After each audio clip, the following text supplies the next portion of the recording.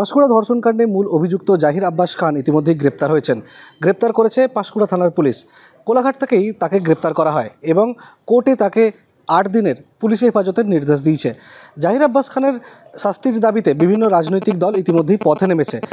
আজ Panskura super speciality হাসপাতালের সামনে জাহির আব্বাস খানের শাস্তির দাবিতে বিক্ষোভে সামিল হলেন গ্রামেরই মহিলারা।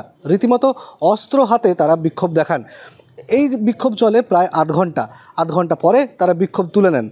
গ্রামের মহিলারাই যেটা জানাচ্ছেন, আজকালকার দিনে মেয়েদের নিরাপত্তা বিঘ্নিত হচ্ছে সমস্ত জায়গায়। একটি নার্স মেয়েকে, হসপিটালের নার্স মেয়েকে যে ধর্ষণ করেছে কর্মচারীকে, তো ওটার জন্য আমরা প্রতিবাদ জানাতে এসেছি। আমরা পুনরায় এইসব ব্যাপারে নিন্দা করি।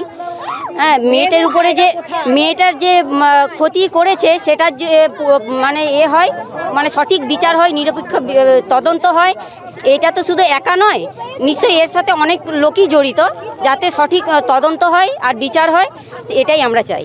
আজকে আমরা মা বোন সবাই মিলে মিছিল আকারে এখানে এসেছি এই ঘটনার তীব্র নিন্দা জানাতে, এবং এই ঘটনার পরিপ্রেক্ষিতে যারা মূল দোষী তাদের সবাই যেন উপযুক্ত শাস্তি হয়, এটা আজকে আমাদের মা বোন সবার একটাই দাবি।